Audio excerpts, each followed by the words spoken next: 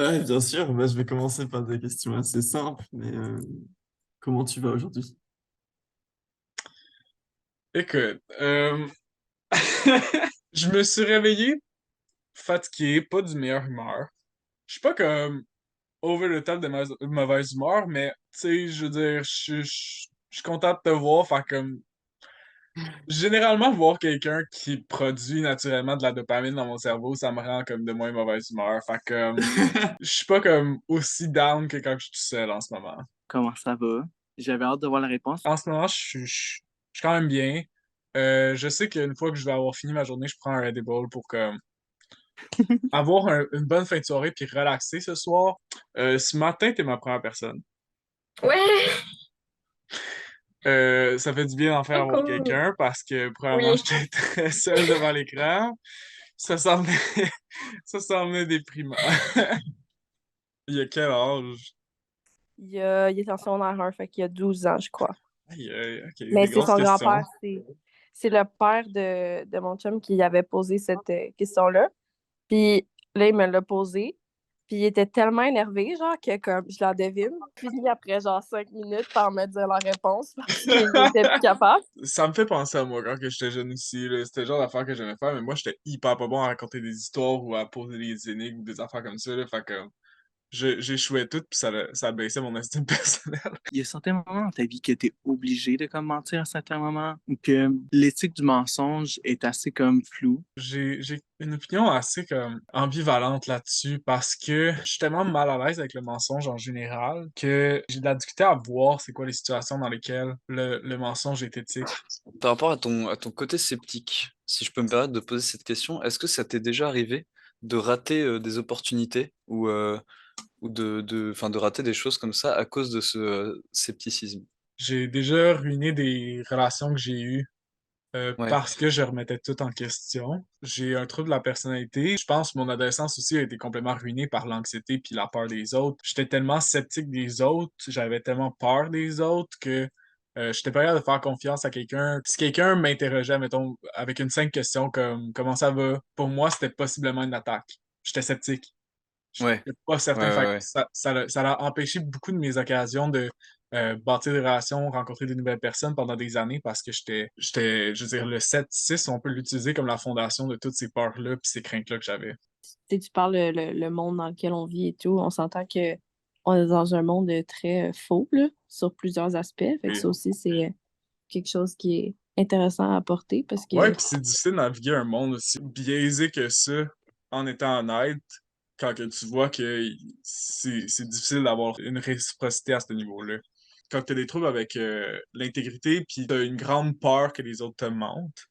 Ce qui est une réalité que moi, je vis beaucoup personnellement. J'ai un trouble de la personnalité qui fait que j'ai très, très, très peur que les autres me mentent constamment.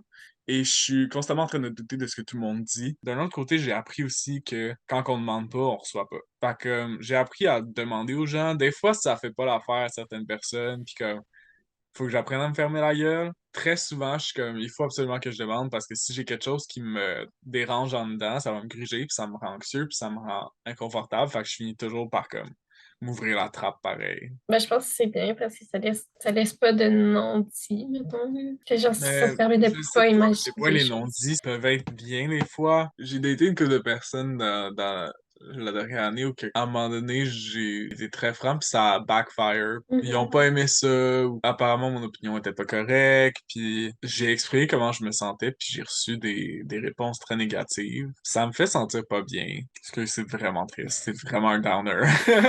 J'étais dans un bar irlandais à Nantes. Je vais parler à des inconnus, je leur ai dit, je m'appelle Romain. Je crois que j'étais menuisier. Je connais rien en menuiserie.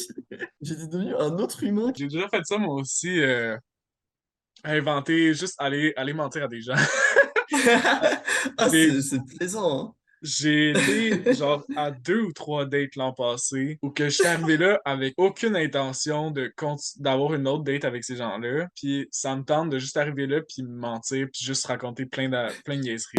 Tu leur as dit quoi? J'ai inventé n'importe quoi. Genre, ils me disaient qu'est-ce que tu fais, puis j'étais comme ah, j'étais en sciences de l'ingénierie. La première fois qu'ils pop dans ma tête, je leur dis ça. J'invente une famille, je dis genre j'ai 4 frères et sœurs ou des affaires comme ça. N'importe quoi, n'importe quelle histoire. Ça, c'était comme c'est le narrateur en moi, c'est la personne qui aime raconter des histoires en moi. Imagine-toi sur ton lit de mort. Qu'est-ce que tu aurais aimé avoir accompli dans ta vie pour sentir que tu as réussi ta vie? Je suis en thérapie présentement, puis ça fait partie des affaires auxquelles je suis en train de réfléchir. Je veux qu'on se rappelle de moi comme étant genre une bonne personne. Je veux que les gens qui m'aient connu et les gens qui me connaissent pas entendent de moi que j'étais quelqu'un qu'il y avait de la valeur à connaître. Ce qui rend ça très difficile pour moi de savoir qu'il y a des gens qui m'aiment pas. Puis des gens qui m'aiment pas avec raison aussi parce que j'ai pas tout le temps été la meilleure personne. En pensant faire les bonnes affaires, j'ai souvent fait des mauvaises affaires. Genre, j'ai promis à moi-même que je serais plus jamais rancunier ou comme de moins l'être. Ça reste quand même une partie comme présente de, je pense, l'existence humaine, comme la jalousie. On dirait, je sais pas si c'est parce que les gens mentent ou si c'est parce qu'il y a vraiment des gens qui ont pas ces aptitudes-là à ressentir ces affaires-là, mais dans ma tête, il y a des gens qui sont aucunement capables d'être rancuniers, qui sont pas capables d'être jaloux. C'est pour ça que ça me fâche beaucoup quand que je le vis beaucoup puis que j'ai de la difficulté à m'en débarrasser. En vrai, je me crois une personne très accommodante et relativiste. J'essaie toujours de voir comment l'existence humaine se manifeste sur tellement d'expériences différentes. Tout est tellement différent pour tout le monde. J'apprends à relativiser tout puis à me dire l'expérience humaine est valide dans toutes ses formes. C'est quoi ta relation avec le mensonge, la vérité puis ce concept-là? C'est une bonne question. C'est une très bonne. J'ai pas réfléchi à ça pour 2 scènes, là. Moi, je pensais Non, que jamais nous, dans ta vie. Ben non, j'ai jamais réfléchi à ça. C'est étonnant pour moi parce que justement, c'est quelque chose auquel j'ai beaucoup pensé, moi, dans ma vie personnellement. Là. Dès quand que j'étais jeune, on m'a tellement appris que le mensonge, c'est mal, la vérité, c'est la bonne affaire. Mes pulsions de mentir, hors de peur, hors de malice, hors de n'importe quelle autre raison, je me faisais apprendre que c'était une mauvaise affaire, il fallait que je fasse pas ça. J'aime pas ça dire le mot œuvre, ça c'est une autre affaire. J'aime pas ça dire œuvre parce que j'accorde une grande valeur au terme œuvre. Là. Je l'idolise beaucoup, je le phénoménalise. Fait que j'arrive pas à appeler mes propres créations des œuvres parce que je m'accorde pas autant de valeur que ça. J'ai beaucoup de troubles d'estime de moi. Je réfléchis aussi sur à quel point le domaine des arts est peut-être problématique pour moi parce que je suis quelqu'un qui base beaucoup ma propre valeur personnelle sur l'opinion des autres, ce qui est hyper malsain. Là. Un problème avec le domaine des arts, c'est que ça encourage un peu beaucoup ça parce que la valeur d'une création est un peu définie dans ma tête par à quel point elle est appréciée par les autres. J'aime ça comme écrire par rapport à ma création artistique. C'est tous des textes qui verront peut-être jamais le jour, puis qui sont juste comme stockés dans un disque dur, mais j'aime ça beaucoup écrire par rapport à mes créations artistiques. J'ai de la difficulté à dire œuvre souvent. Est-ce que tu as déjà joué des grosses décisions à pile ou face? Des grosses décisions? Aïe, aïe, non, c'est quelque chose qui me fait tellement peur, les prises de décision comme ça, que je suis quelqu'un de suranalytique, puis je veux soit faire comme un développement de 2 pages sur comme mon choix, ou soit faire comme vraiment plusieurs listes de pour et contre. Puis souvent, mes pour et contre, ils viennent avec comme un poids pour chaque pour et chaque contre. Un système de pointage pour mes pour et contre. Comme ça, je vais faire la décision la plus éclairée dans ma tête, la plus systématique et la plus rationnelle et la plus logique. Je suis pas capable de faire une grosse décision sur la chance parce que j'ai trop peur de faire une mauvaise décision qui va m'apporter trop de négatif en fin de compte. Je préfère donner le bénéfice du doute aux gens. C'est pour ça que ça me prend une couple de dates avant que j'utilise à quelqu'un comme oh non, bye. C'est parce que je préfère leur donner le bénéfice du doute. C'est dommage parce que d'ici le temps que je réalise que ça va pas marcher, des fois eux autres s'attachent puis je suis comme fuck.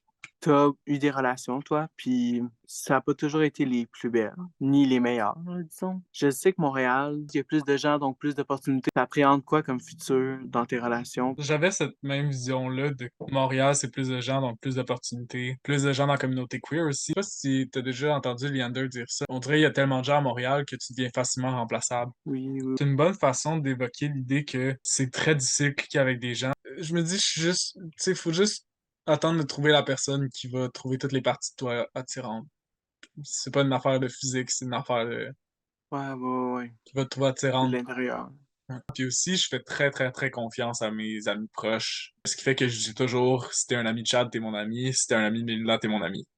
Il y a rien que j'aime plus que quelqu'un qui a l'audace de couper genre mes monologues pour insérer ses propres pensées. Quelqu'un qui Mhm. a les guts de comme me couper parce qu'il réalise que je vais jamais me fermer la gueule. C'est merveilleux parce que c'est la Oui. petite amie que j'ai besoin généralement. Mettons, je fais confiance à la vie plus avec, tu sais, de pas avoir de regrets, genre. C'est après de te dire, comme, ben, rien n'arrive pour rien, puis c'est pour ça que c'est arrivé, puis que c'est comme ça que j'ai pris cette décision-là à ce moment-là. Mais il faut vivre dans une absence d'existentialisme pour avoir cette réflexion-là, je pense, parce que de mon point de vue, je vis beaucoup dans une réalité où que mon existence est définie par mes choix, pas par une trajectoire. Je trouve que ça a beaucoup plus d'intérêt de parler de mes névroses que de mes moments cool dans mon art. Il y a quelque chose de plate des fois à propos de la paix. On dirait Ouais, que mais la tu te fais paix, chier quand tu parles de la paix. tu sais, il y a tellement plus d'histoires et de films et de livres qui sont à propos de la guerre qu'il y en a à propos de la paix. Combien d'histoires tu trouves à propos de Pax Romana qui a duré genre 200 ans versus le nombre d'histoires que tu trouves à propos de la Deuxième Guerre mondiale? Merci beaucoup, Leander. Merci à toi.